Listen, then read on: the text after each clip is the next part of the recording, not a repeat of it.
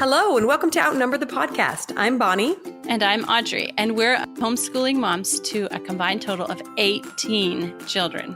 We know firsthand that motherhood is full of crazy chaos and overwhelming obligations, but it should also be full of love and laughter. Regardless of where you are on your journey, come join us as we work together to find joy in the chaos of motherhood. Hello and welcome back. We are on episode 37 today. We're talking about stay-at-home moms, kind of a second half to our working moms episode. And this episode is brought to you by Mascot Books and their recently re-released picture book entitled William's Wondering Week. It's the perfect book to teach children about the life and responsibilities of stay-at-home parents. In this adorably innocent children's book, William begins wondering what his mother does all day while he's at school. He comes up with various different activities, wondering if she's playing video games or going to the zoo. He just assumes that she's having fun without him. However, William soon learns that he does not have to wonder anymore. He just has to ask his mother what she does all day. He realizes that his mother is not having fun while he's at school. She's actually working very hard on cleaning, laundry, and other not so fun activities. With this new information, the two are able to bond and understand each other better. We love this book because it shines light on the life of a stay-at-home mom. The fact that the work doesn't stop when the kids aren't home and that kids sometimes forget how much work being a mom entails. William's Wondering Week encourages imagination, open communication between parents and kids, and the value of both work and play. So we highly recommend this cute picture book, and we'll link it in our show notes. Great. Today, as we promised you a few episodes back in our episode on working moms, we're going to be talking about stay-at-home moms. And we're going to start off with a humor segment. Yes, and I feel like we get our best humor segments from the full-time stay-at-home moms just because we see so much nonsense. Yeah. And so much crap, as I like to say. And this one lends itself really well to that saying. So this humor segment was submitted by Thumbelina41 on Instagram. She said, well, about a year ago, I had to take our fourth daughter to the pediatrician. I get ready to load her in the car, late and in a rush, of course, and out of our van jumps our outside cat. She had apparently been locked in overnight, having gotten into something she wasn't supposed to eat earlier the day before she had a horrible poop in the van. Oh. But not just anywhere, in our daughter's car seat. Oh. So I have to strip the car seat, wipe it out, line it with towels, load the toddler and the 4-month-old, and then head out to the sick visit. The car stunk, and the nurse laughed at our best late for appointment story ever. That is a pretty epic. That's a pretty epic late story. No, seriously. We actually had we have outside cats here too, and we actually had one get stuck in our car. I don't know if it was overnight, but it was like a lot of the day. And when we got in, she didn't hop out. We just heard this horrible scream, meow. Like, what is that? It really freaked us out because it's like late at night. We're like, what does that sound? It was like her whining, get me out of this thing. I don't know where I'm going or what's going on. It was hilarious. Unfortunately, we have some funny cat in the van, stuck in the van stories too. You think that they would learn, right? You don't want to get stuck in the door. Yeah. All right. And now we're going to talk about what it is that stay-at-home moms do all day. And we're going to talk about the pros and cons of being a stay-at-home mom, because both Bonnie and I have experience with being a stay-at-home mom. So lots of experience with both the pros and the cons. Yeah, we are, just like in our working mom episode, we're not trying to invoke guilt to anyone who doesn't stay home with their kids. We're just here to offer information, some support, and some of our own experiences as being stay-at-home moms, specifically the why, the financial how, what it looks like, etc. Yeah. So the why is kind of obvious. It goes along with, we'll talk about a lot more of the pros later, but mostly we stay at home to be with our kids because that's where our kids are. Yeah, exactly. And when you look at people like us with 9 children, it would really be financially impossible for us to leave home to work full time, like a 9 to 5, simply for daycare costs. You know, I haven't done the math, but I'm pretty sure I'd need to make like $500,000 a year to make that even worthwhile, you know? And then, you know, when you do work, there are a lot of extra hidden costs that you don't anticipate at the beginning, like a professional wardrobe and dry cleaning, eating out for lunch or breakfast just because you're exhausted and you don't have time, more eating out for the family, also because you're exhausted and no time. So just a lot of an extra car oftentimes, or more gas money for a commute. There's a lot of things that can add to that working mom expense. So a lot of us choose to stay home simply for expense reasons. Yeah. Yeah, absolutely. You're right. We would have to make an awful lot to, even with kids in school, with after school care. And yeah, it would be pretty expensive. Mm-hmm. Mm-hmm. So many moms envision themselves staying at home when they're pregnant with their first child. And some others are surprised by it. I don't think I've shared the story of my neighbor yet.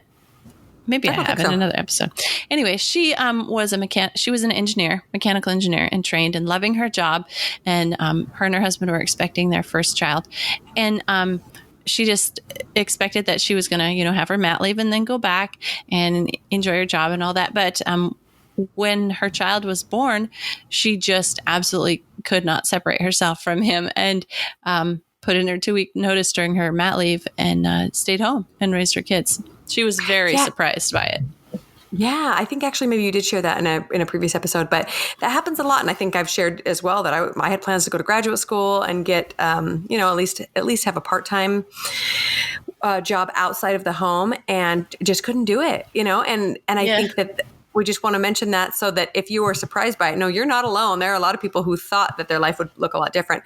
But if you've planned it and it ended up that way, then good for you, for anticipating that and being willing to stay home with your kids. It can be a wonderful thing. Yeah.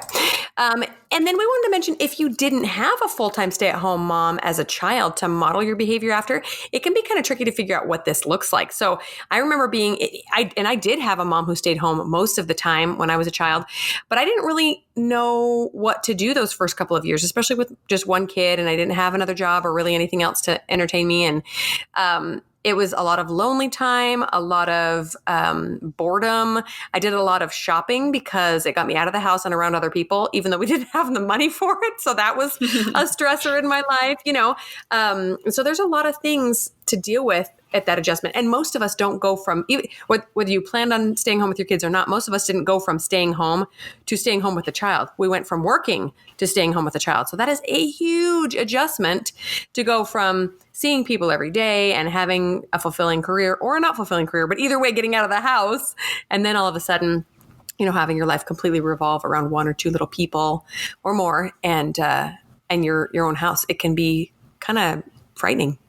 Yeah. That's interesting to think about. I didn't, I sort of did and didn't have a stay-at-home mom. My mom was always there when we were at home, but she had a daycare, childcare. She did childcare. So she was always very, very busy with her time. I guess it would kind of be like, I don't know, like me having a bunch of kids, but it was her, it was her business. She was doing it to help bring in extra money. And then after a while, when we were all of school age, then my mom went and worked in the school system so that she could, be home when we were home. So that's interesting, what you say about, not knowing what to do and how to behave as a stay-at-home mom. I think I kind of went through a transition period there too, where just trying to figure out what to do with myself, because I also went from working to, being a stay-at-home mom. So yeah. So the financial how. Now we did a really good in-depth episode about how to afford kids in episode 25, and that was that's a really good episode and lots of tips. Like we could just say everything again, but we won't. Just go listen to that episode. But I think one of the most important things for me or for us to pull out of that episode is we sacrifice stuff for time together. And so for our family, that looks like, we don't have a boat, but that doesn't mean we don't spend time together. We go rent a boat, and if we want to go to the lake, or we, just go swim in the water together at the lake together or something like that. And we just don't have the possession of a boat, is what I'm trying to say. In fact, my teenage son, we were driving home. Oh, this is several years back. And we were driving home, and my husband was pointing out something that the neighbors had, some possession. It was a boat or a plane or a car or something. And my son's sitting in the back, and he says in his sarcastic teenager voice, he says, "Yeah, his wife works." Yeah, and all you do is sit around on your butt, Audrey. Gosh, How irritating, you know? The nerve of you.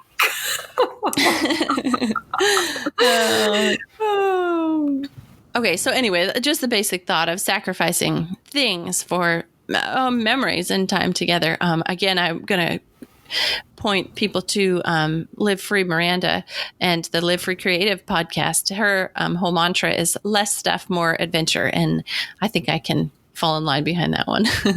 Yeah. And then another thought to keep in mind is if you're a stay-at-home mom, you're not going to be a stay-at-home mom for life. Your kids are either going to move out at some point or go to school or reach a point where they don't need a mom at home to, wipe their butts and make their meals or whatever.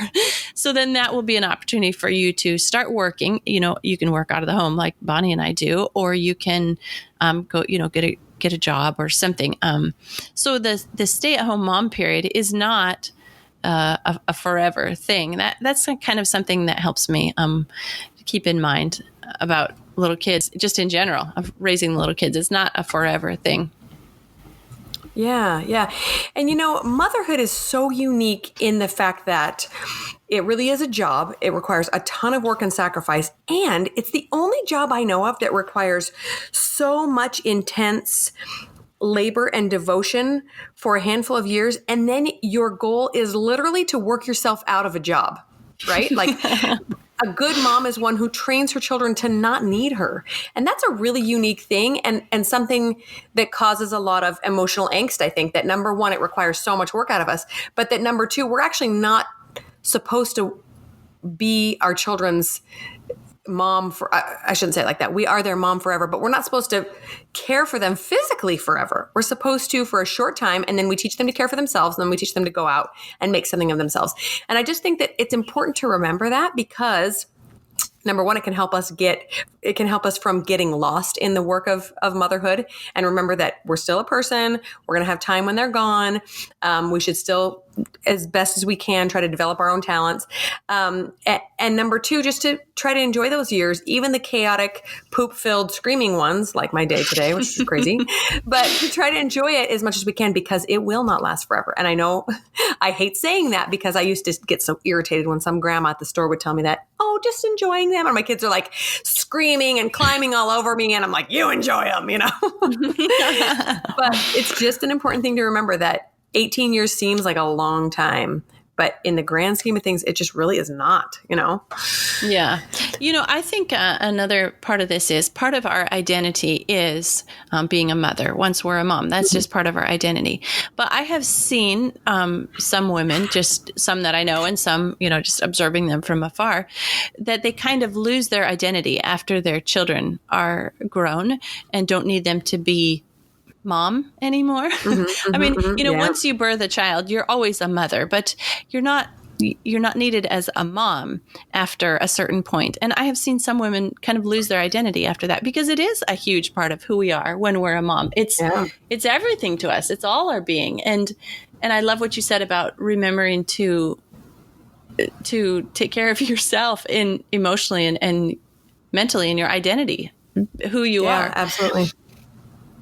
Yeah, I agree. And, along those lines, your relationship with your husband can often suffer. So I seem to see the same thing, that kind of loss of identity when children leave home, and also some struggles in marriages when kids leave home, because all of a sudden it's like, oh, I'm stuck with you again.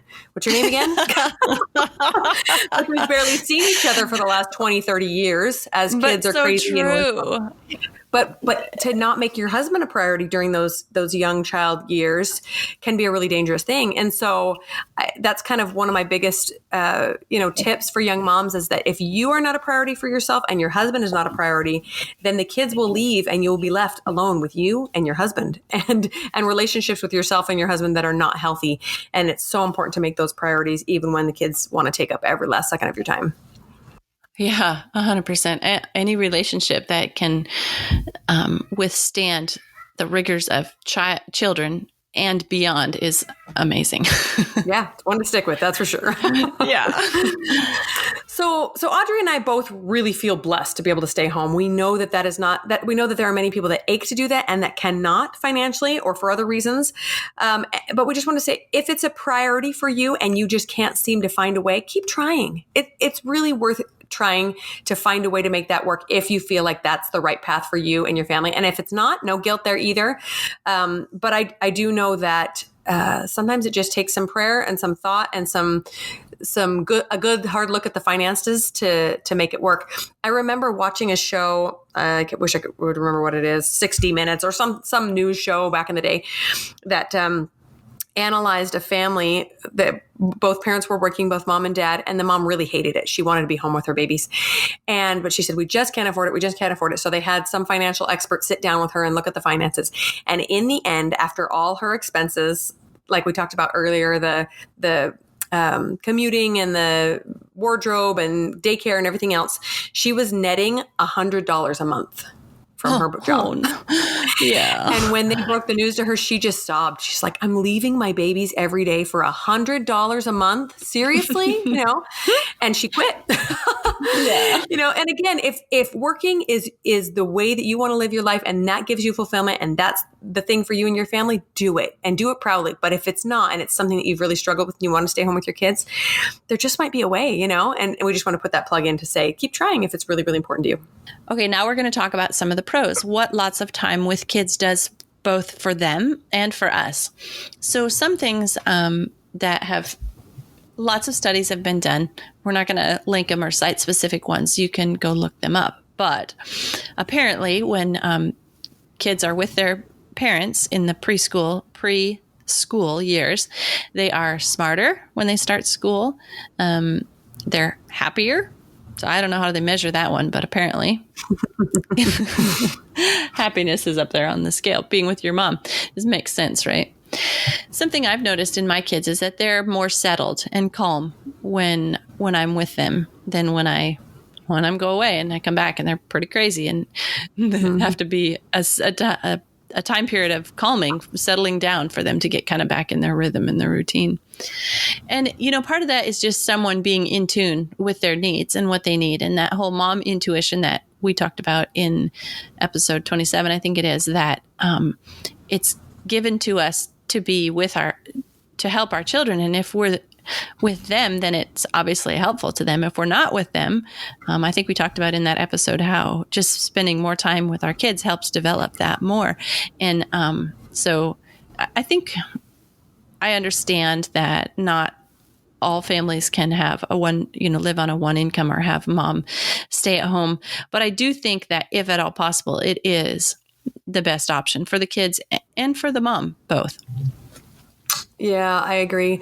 I'm the kind of person that when I went into motherhood, I was excited about having babies, but also a little bit anxious because I've never been a big kid person. I just don't really like kids.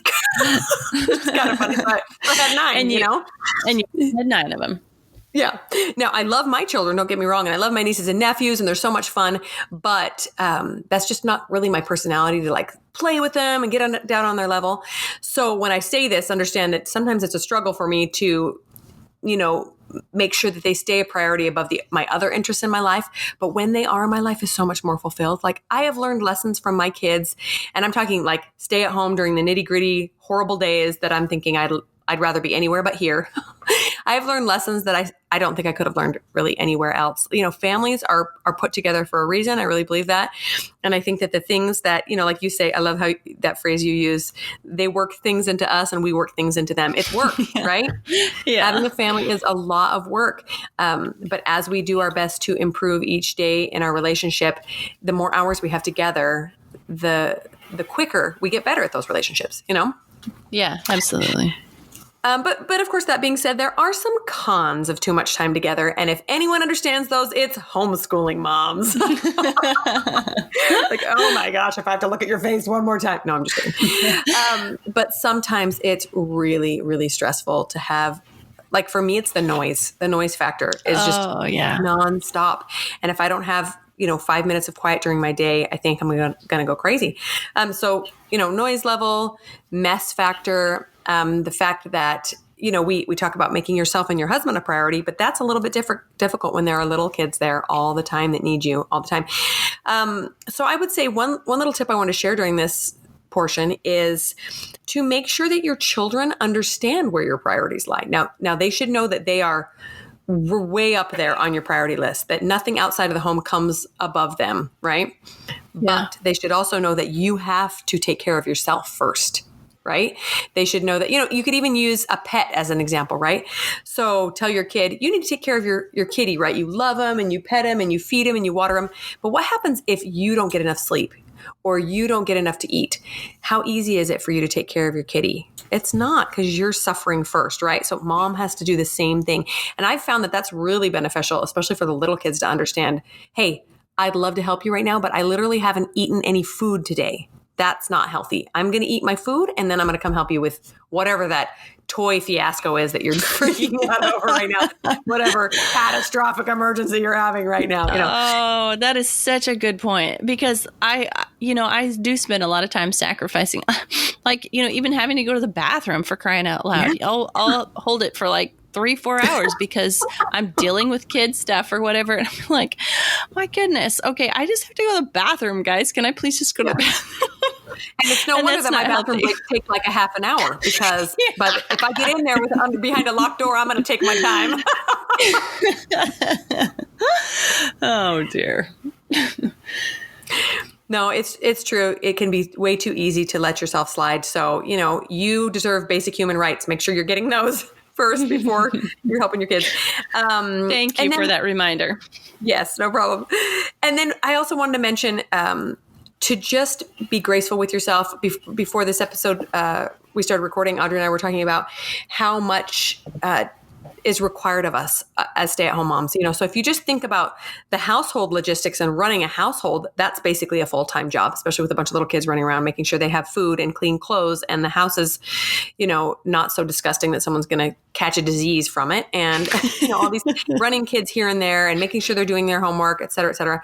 And then on the other hand, there's the actual mothering, loving your children and physically caring for them, and et cetera. They're basically 2 full-time jobs. And if you add in homeschooling or any other hobbies or jobs, it is a lot on your plate. And sometimes it is just impossible to get to everything. And so when my life gets like that, I like to scale it back to the bare basics and realize it's okay if all we're doing today is eating and being together. It's okay if all we're getting done is diaper changes, and like we talked about in our survival times, yes, those come fast and hard sometimes as a stay-at-home mom. Sometimes they come one after another, Yeah. and you just get over one and there's another one hitting you for some reason. And it can be so overwhelming. But even if years look like that, it's okay. You're doing what you're supposed to be doing, which is keeping your children alive, loving them and knowing them and showing them that mom will always be there. And just to be graceful to yourself and have a little bit of extra patience with yourself, because you are doing an excellent job. Amen. Yeah, absolutely. I agree with that. You mentioned, helping, making sure your kids have their homework done, and, you drive kids to this appointment and that appointment, and turning into a chauffeur, or you become a slave for everybody. I think there's a real tendency that to be undervalued, both in the family and in society. I'm going to talk more about society and societal cons of being a stay-at-home mom later, but you can't let that come into the home and be undervaluing your job as a mom, that you're keeping people alive, and they would die without you there in the home. And if something happened to us, our husbands would make other plans and provisions for the kids, but we are right now the plan to keep the kids alive. And to keep them fed, and to keep more than just the baseline, to keep them happy and to educate them. And we need to, I think, first of all, not undervalue that in ourselves, and then kind of protect it and not let others undervalue it as well. Yeah. And on the flip side, one of the pros that I've been thinking about is the fact that as a stay-at-home mom, we do have more time to take care of the house and the logistics of running a household. The work side of my life right now has been really heavy. And as I'm spending more time doing that, I'm realizing everything that is not getting done in my house. And I think for years, I really took that for granted. The fact that at the drop of a hat, I would have the chance to reorganize the pantry if it just wasn't working for us anymore. Or if, my kid was growing out of clothes and he didn't have any shorts, I had the time to go to the store and pick him out some new clothes, or to box up the stuff that didn't fit and put it away. I mean, just these little things that fill your day that you don't realize how valuable are for keeping your house in order. And it can really be a stressor when you don't have time for that. And so it's one of those things that, it's kind of a double-edged sword. You think, if I have to go through one more box of clothes, or if I have to do one more load of laundry, but at least you have the time to do it, right? At least you can. And it might not ever look like it's put away, but every load you do means your kid has a drawer full of clean clothes. I'm so proud of you. Look at that. It's amazing to actually get to these tasks that need to be done, and they need to be done every single day. And it's very easy to undervalue that, like you said, but it's very, very important. I think most of our husbands don't know what it's like to open a drawer and see it empty, or at least not have it close at hand in a clean basket. Right. We'll give you that if it doesn't get put away.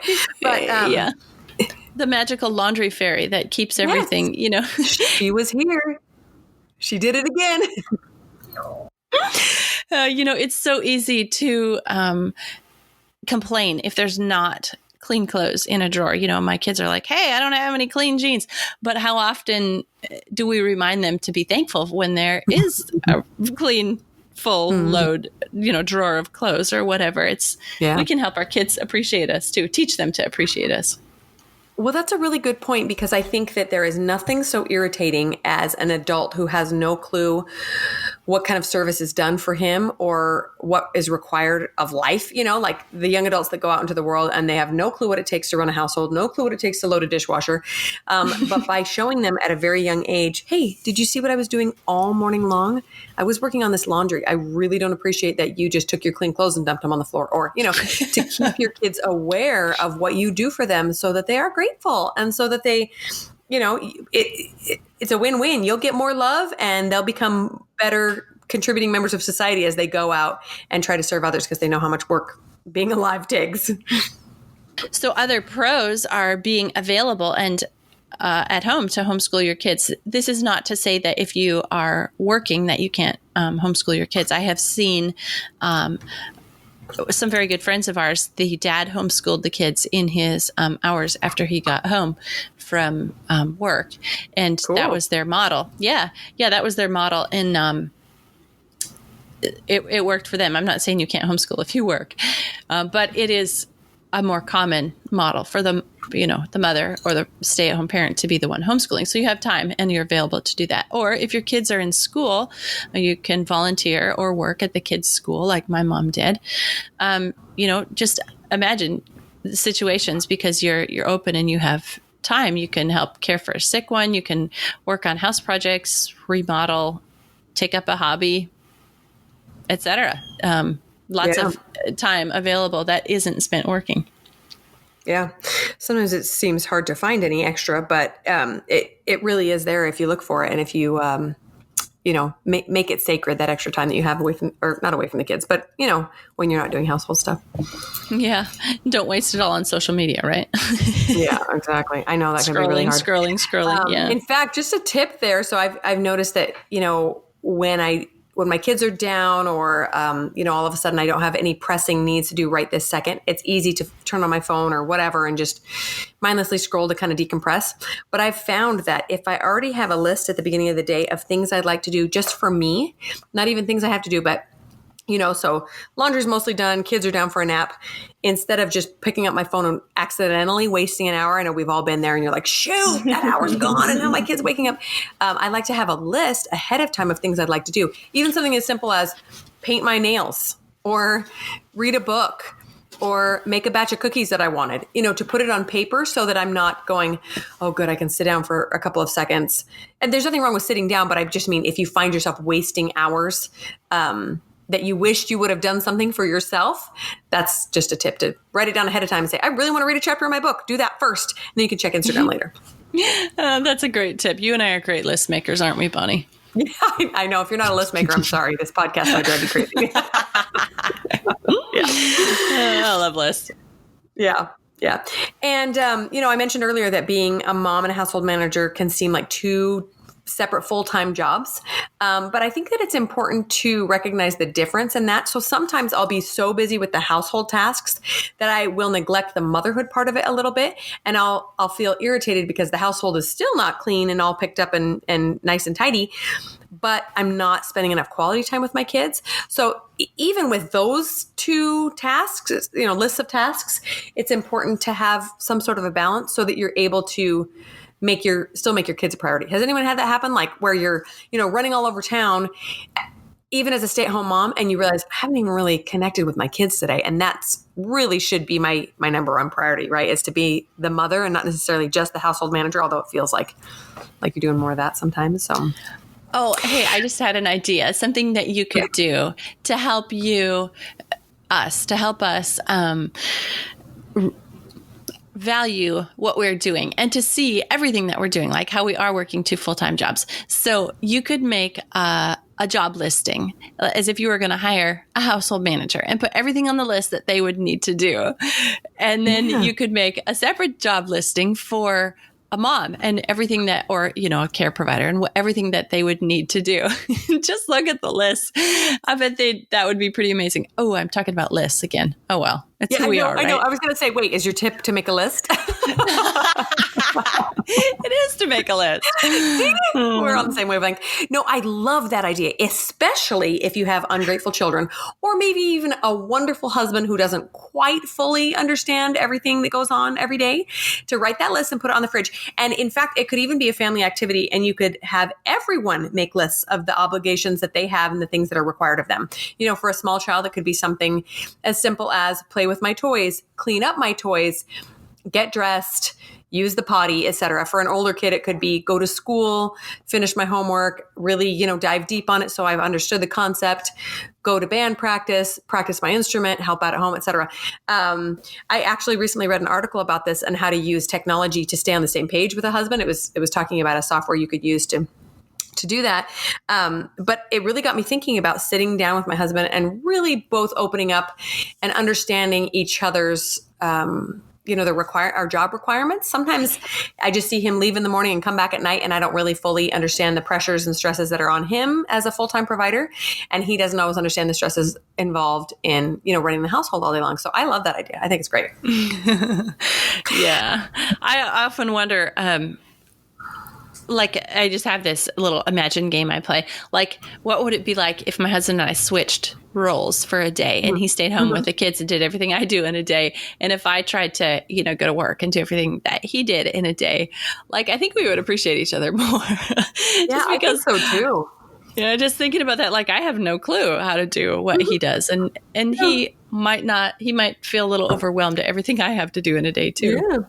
Although I do say, I liked it. My famous line to him is, imagine you're at work and you're trying to finish a project and the kids come in and start pulling all your file folders out and throwing everything.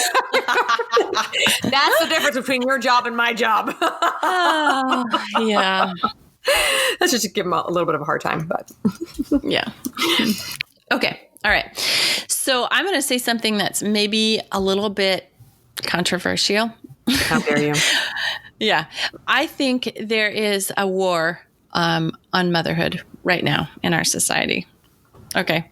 And I'm not going to get political or go too much deeper into it than that. But I do think that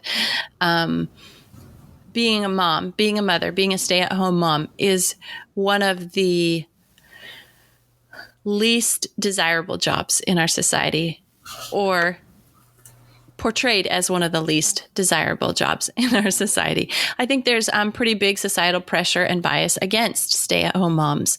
I'm not going to go too much farther into this, but I do understand the feelings of feeling that pressure and that bias and that undervalued as a stay-at-home mom. So say we get together with another couple and we meet them, introduce ourselves, and they're like, oh, so what do you guys do? And they say to my husband, so what do you do? And he talks about what he does. And then they look at me and what do you do? And then I kind of get stuck.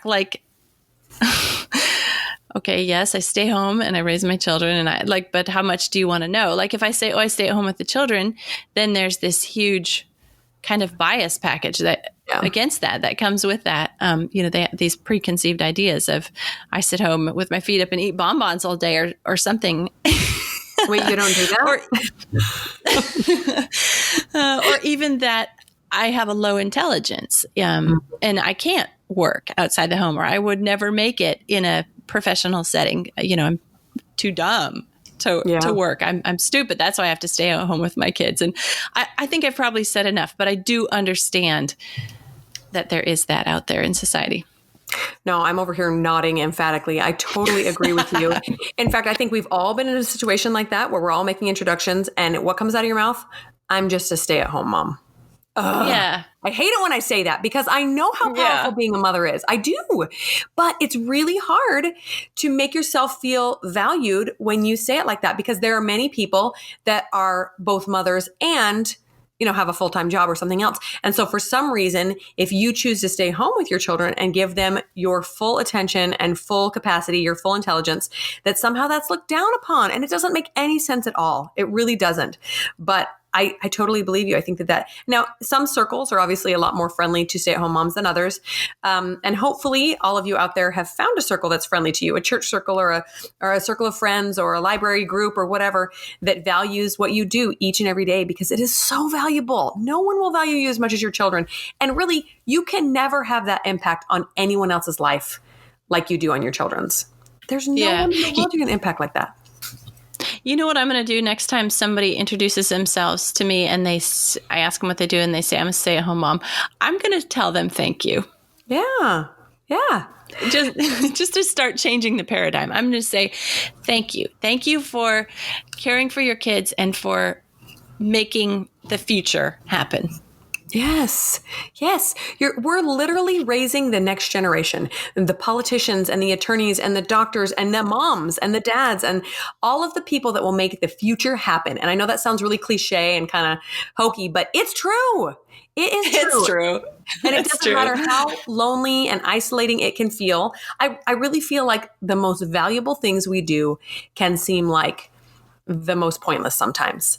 But if you can remember that, if you can post that on your wall sometime, you are raising the future, or whatever sign that's going to really just keep you motivated and keep you going, do it, because you are valuable and your children will let you know that someday. It will probably be 40 years down the road and it'll be too late to make you feel good about it today, but it will be worth it eventually, So I totally am right with you right there. Yeah, I was sitting with my 5-year-old the other day, and my 5-year-old and my 2-year-old, and I had this little preschool activity printed out for him, and it was cutting practice. And I was sitting there while they were, clumsily hacking away at the paper with their scissors. I was thinking, okay, what value am I adding to the world right now, teaching my children this cutting practice? Because, if they never saw scissors in their life and suddenly, if they never saw scissors until they were 12 years old and they picked up a scissors, they would figure it out how to use it, right? I mean, it's a scissors, right? Yeah. So they pick it up and they figured out how to use it. So what is the point of me sitting here with my 5-year-old and 3-year-old as they hack away at paper with this scissors?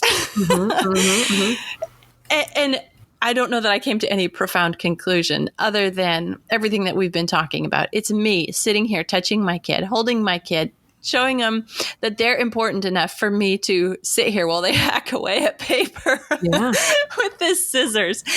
And they matter that much to me. And also, I am having an effect on the future. Like, I'm sending a kid out into the world that knows how to use those scissors. Yes. I don't know. No, I think you did come to a profound conclusion, and that's that they matter. That they matter enough to take your time and your energy and your love and your attention to sit with them and do something as mundane as hack at a piece of paper, And we've talked about this before, that when a child is misbehaving or is having a hard time, oftentimes probably most of the time, the number one thing you can do for them is to just be with them, is to just spend time. And as a stay-at-home mom, the majority of your time feels just like quantity, right? It's just a mass amount of time. You're just doing all these things. It's not a lot of quality of time. And we talked about this in the one-on-one time episode. But that's what they need, is they need quality, not quantity. That's what I meant to say. They need Yeah. quantity of time with you. They need to know that they matter, you know? And it doesn't mean that you can't raise great kids if you don't have a lot of time with them. But the number one way of showing them that is just to spend time with them. And so the more we can do that with him, the more well-adjusted, amazing, competent human beings they'll be. And we'll send them out in the world and be so proud of them. And, that comes a large part from the time we spent with them. Yeah, the other day I was thinking about, in our Mother's Day episode, I was thinking about what each of those 3 women said that they wanted for their children to send them out in the world.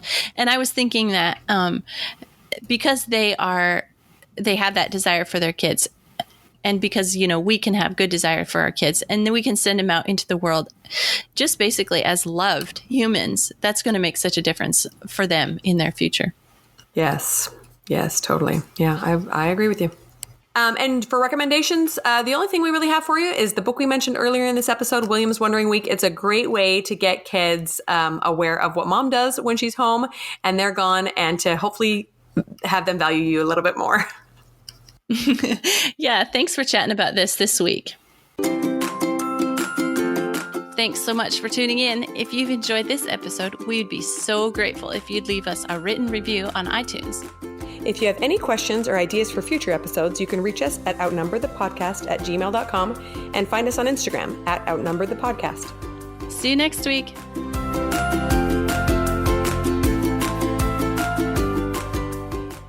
Hey, am I going on now, or you still got something else to say? Go ahead and I'll come back to this. I've been talking a lot, so go ahead.